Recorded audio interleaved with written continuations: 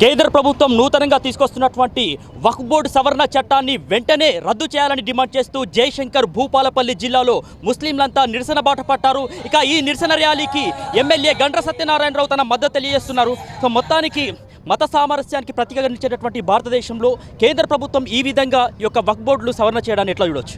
మత సామరస్యాన్ని దెబ్బతీసే విధంగా కులాల మధ్య మతాల మధ్య రెచ్చగొట్టి రాజకీయ లబ్ధి పొందేటువంటి నరేంద్ర మోడీ ఏదైతే విధానం ఉన్నదో ఈ కొత్త చట్టాన్ని ఉపసంహరించుకోవాలని డిమాండ్ చేస్తున్నాం.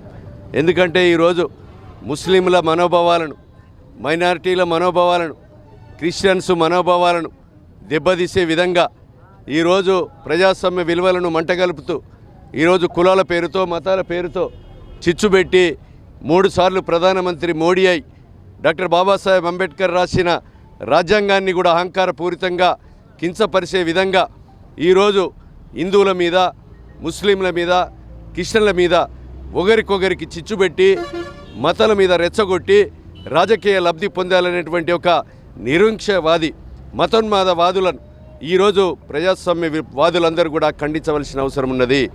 ఈ కొత్త చట్టాన్ని వెంటనే ఉపసంహరించుకోవాల్సిందిగా కూడా కాంగ్రెస్ పార్టీ డిమాండ్ చేస్తుంది.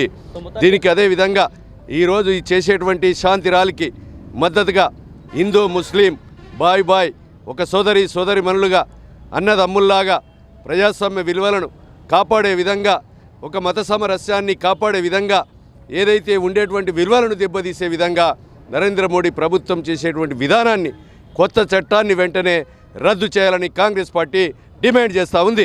ముస్లింలు చేస్తున్నటువంటి ఈ నిరసన ర్యాలీకి సంబంధించి కావచ్చు, ఈ ఉద్యమానికి సంబంధించి కావచ్చు, కాంగ్రెస్ ప్రభుత్వం, కాంగ్రెస్ పార్టీ వాళ్ళకు ఏ విధంగా అండగా నిలవబోతుంది? ఉద్యమాలు కాంగ్రెస్ పార్టీ స్వతంత్ర ఉద్యమంలో పోరాటంలో పాల్గొన్నటువంటి నెహ్రూ 12 సంవత్సరాలు జైలు జీవితం అనుభవించి ఒక స్వతంత్రం తెచ్చిన కుటుంబంగా, ఇందిరాగాంధీ, రాజీవ్ గాంధీ ప్రాణ త్యాగాలు చేసిన కుటుంబంగా, ఏనాడు కూడా ముస్లిం సోదరులను ఒక అన్నదమ్ములుగా, ఒక సోదరులుగా మత సామరస్యాన్ని కాపాడుతూ, ప్రజాస్వామ్య విలువలను కాపాడుతూ, ఒక భారతదేశంలో ఒక చిన్న కూడా తేడా లేకుండా హిందూ ముస్లిం బాయ్ అని హిందూ మతాన్ని గౌరవించి, ముస్లిం మతాన్ని గౌరవించి, అదేవిధంగా క్రిస్టియన్లను, క్రైస్తవులను గౌరవించినటువంటి ఈరోజు మత సామరస్యాన్ని కాపాడేటువంటి ఏకైక పార్టీ భారతదేశంలో కాంగ్రెస్ పార్టీ. చివరి దాకా కూడా అదే మత సామరస్యాన్ని, ముస్లిం సోదరుల ఆకాంక్షను కాపాడుతూ, హిందువుల ఆకాంక్షను ఒక సోదరులాగా, అన్నదమ్ముల్లాగా ఉంచే విధంగా కాంగ్రెస్ పార్టీ చివరి దాకా ఉంటుంది, మొదటి నుంచి ఉంటుంది. దానికి ఈరోజు మేము పూర్తి మద్దతు తెలియజేస్తూ ఉన్నాం. చట్టాన్ని వెంటనే ఎత్తివేసి ప్రజాస్వామ్య విలువలను కాపాడాలని డిమాండ్ చేస్తూ ఉన్నాం. కొంతమంది మత పెద్దలు కూడా ఉన్నారు, వాటితో కూడా మాట్లాడే ప్రయత్నం చేద్దాం. ఎన్నో ఏళ్ళుగా దాదాపు 1913 నుంచి కూడా ఒక చట్టంగా వస్తుంది. దీన్ని ఇప్పటికిప్పుడే సవరణ చేయాల్సినటువంటి అవసరం కేంద్ర ప్రభుత్వానికి ఏమొచ్చింది? సో ముస్లింలకు ఈ పరంగా ఏ విధంగా అన్యాయం జరిగేటటువంటి అవకాశం ఉంది?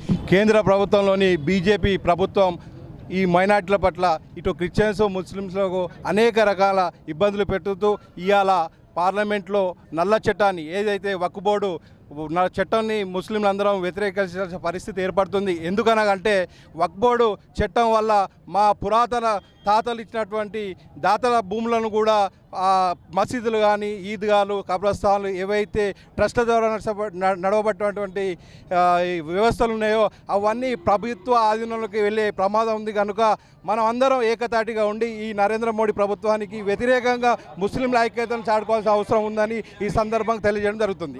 మొత్తానికి ఇప్పటి వరకు వక్ఫ్ బోర్డుకు సీఈఓగా ముస్లిం సంబంధించినటువంటి వ్యక్తి ఉన్నారు. సో ఈ సవరణ చట్టం ద్వారా ముస్లిమేతర వ్యక్తికి ఇచ్చేటటువంటి అవకాశాలు సీఈఓ అంటే అవకాశాలు ఉన్నాయని చెప్తున్నారు. దీన్ని ఎట్లా? ఇప్పుడు మనకు వెనకటి నుంచి, మన పురాతన కాలం నుంచి వక్ఫ్ బోర్డును మన పెద్దలు, మన జాగీర్దారులు, మక్తేదారులు ఇచ్చిన ల్యాండ్స్ ఇవన్నీ, వీటన్నిటి మీద మన వక్ఫ్ బోర్డుకు చట్టపరిధి, మన వక్ఫ్ బోర్డుకే ఉంది దాని మీద పూర్తి హక్కులు. దీంట్లో ఈ ముస్లిమేతరులను స్టేట్ల 2 సెంట్రల్ల 3 సభ్యులను చేర్చి అంచెంచెలుగా ఈ వక్ఫ్ బోర్డును నీరుగార్చాలి, ఈ అంచెంచెలుగా ఈ గవర్నమెంట్ పరిధిలోకి తీసుకురావాలని కేంద్ర ప్రభుత్వం చూస్తూ ఉన్నది. ఇది నిరంకుశతవాదం. దీన్ని వెంటనే ఉపసంహరించుకోవాలని ఈ ముస్లిం సోదరులందరం డిమాండ్ చేస్తూ ఉన్నాం.